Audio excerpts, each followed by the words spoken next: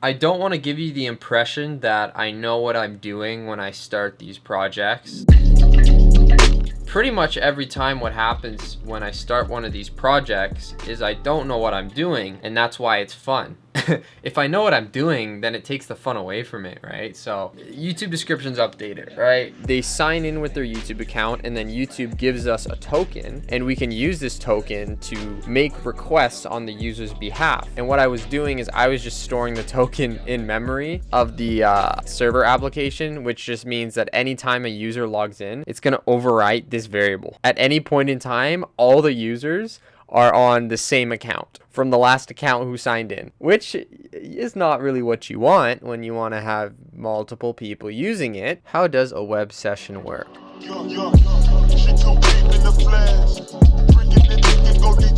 Yeah, last night I just conceptualized exactly how security is going to work on my server, and it's not actually complicated. Obviously, you can keep going a little bit further with it, but the basics are not complicated. Now we just have to code this thing.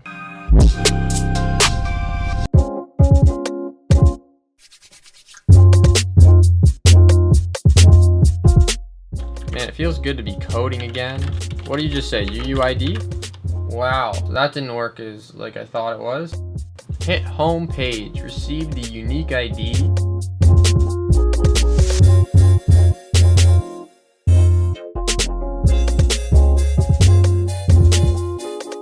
Go to the home page, it actually creates a session. Is the user authenticated? Nope. Hit the home page. So basically, if the user is authenticated, we can send them to the page. If they're not authenticated, send them to the home page. It's so simple and it's beautiful. Today I'm coming at you on a Monday. So this code is very, very messy right now. You can see I'm just trying to figure out some stuff. You guys all know I'm a student, right? I haven't learned this at school. I haven't done any of this at school. So over the past 2 weeks, I just thought I would start teaching myself authentication. Take everything I say with a grain of salt, but also it might be a benefit to you. I'm looking at it from a perspective of you guys. Most of you guys are my age. There's probably some things that I might get wrong, and that's where you guys go into the comments and you kill me on it. I'm just gonna ask you some basic questions. How am I supposed to know that this computer is different from this computer? You know, you've heard of cookies on a website, right? All it is it's storage inside of the user's browser. And that's where we want to store our identifiers, so that way we can uniquely see who's who. Okay, you're thinking, okay, Devon, this is dead simple.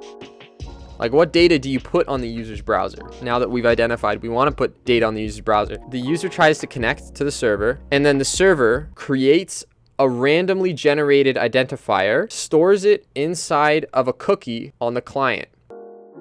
The server creates like a file, or it creates a row in a table where it says this account, Devon Crawford's YouTube account, is this identifier. So the server just has to keep storage of what identifier is what account. Every time that we generate an identifier, we say, okay, it's this account. That way, when somebody has an identifier, we can give them their account. Couldn't somebody just generate session IDs until they stumble upon a user who is logged in, and then they get access to a random user's account? With a 64-bit session identifier, assume that the attacker can try 1,000 guesses per second. Given these assumptions, the expected time for an attacker to successfully guess a valid session identifier is less than 4 minutes. Now, assume a 128-bit session identifier. Given these assumptions, the expected time for an attacker to successfully guess a valid session is greater than 292 years. So only the client knows exactly what their key is on the server. And if somebody wants to guess that, they're going to have to write a program that iterates through all of these combinations. And that's why it's secure. So like, you can read through this. Like, let's just say in a hypothetical scenario, somebody knew what a session ID was on the server and they tried to type it in their computer. The only way that it would work is if they also knew the password that was used to create this cryptographic signature. And if they don't know what the password is to create this signature, it won't match. The server will look at it and it'll be like, this was tampered with, right? This is not a valid identifier.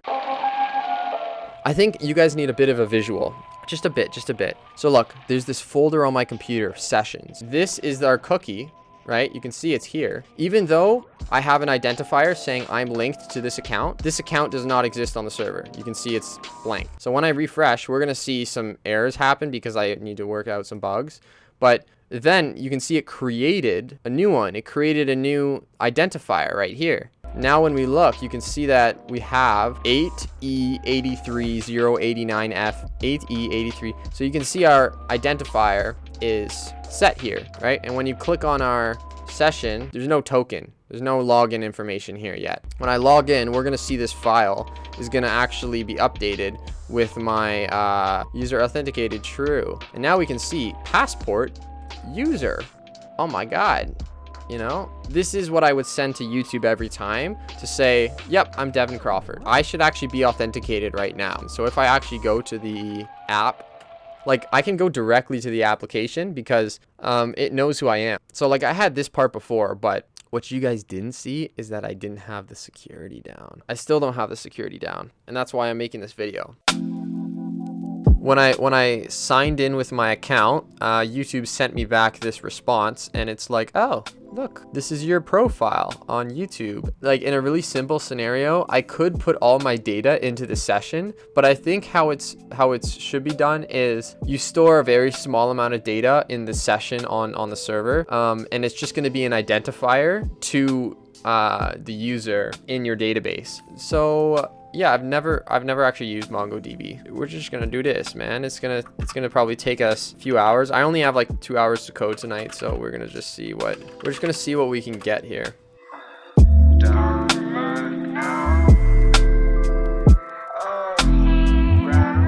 It's about to be a long night trying to learn Mongo at the same time as learning authentication.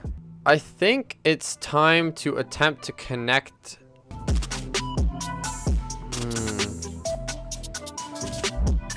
We're just gonna get our profile data into MongoDB database so that when a user signs in, once we get like that huge JSON result from the server, we can put it in MongoDB.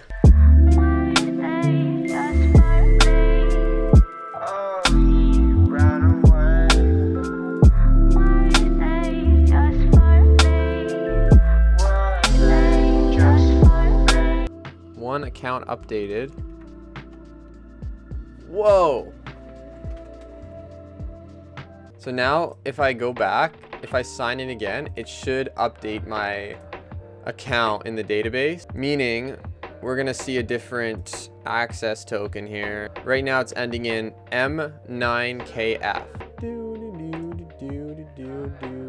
Yes, we can see here what it's ending in now.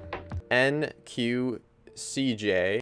So if we query all of our accounts again, there you go, bud. You can see there's 3 accounts. The first 2 are just tests. And then, wow. And then this is my account data, which is just YouTube's response.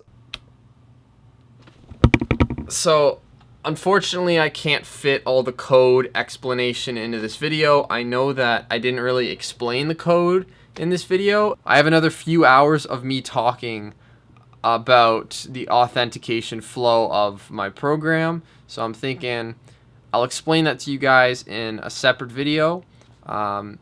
Make sure you subscribe for that.